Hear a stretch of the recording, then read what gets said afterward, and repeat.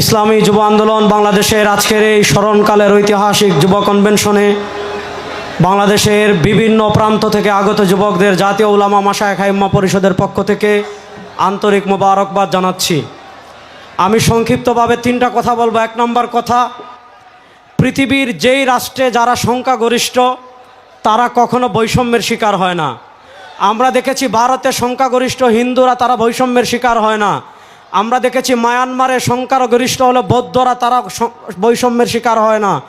আমরা দেখেছি ইসরায়েলে আপনার সংখ্যাগরিষ্ঠ হলো ইহুদিরা, তারা বৈষম্যের শিকার হয় না। আমরা দেখেছি ইংল্যান্ডে সংখ্যাগরিষ্ঠ হলো খ্রিস্টানরা, তারা বৈষম্যের শিকার হয় না।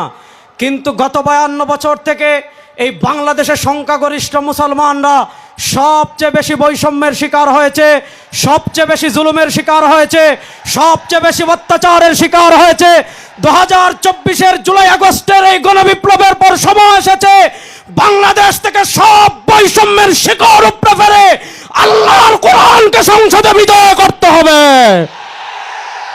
আমরা পরিষ্কার ভাষায় বলছি, গত 52 বছর থেকে আমাদের উপর ভারতের যে আধিপত্যবাদ ছিল, জুলাই আগস্টের গণবিপ্লবে ভারতের আধিপত্যবাদকে পরাজিত করতে যারা নেতৃত্ব দিয়েছেন তাদের অন্যতম হলেন আমাদের নেতা পীর সাহেব চরমনাই। আজকের এই সোহরাওয়ার্দী উদ্যান থেকে আমরা বলতে চাই, দাদারা ওপারে ভালো থাকেন, এপার নিয়ে মাথা ঘামাবেন, সোহরাওয়ার্দী উদ্যানের দিকে থাকুন। লক্ষ লক্ষ যুবক শাহাদাতের তামান্না নিয়ে প্রস্তুত আছে। কথা শেষ, কথা একটা বলতে চাই, 52 বছর নানা তন্ত্র দেখেছি, নানা মন্ত্র দেখেছি। চুরি বন্ধ হয়েছে, খুন বন্ধ হয়েছে, চাঁদাবাজি বন্ধ হয়েছে।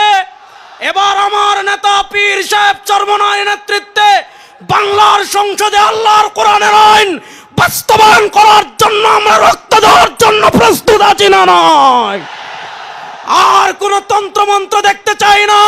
এবার বাংলাদেশের সংসদে আল্লাহর কোরআনের বিজয় হবেই হবে ইনশাআল্লাহ।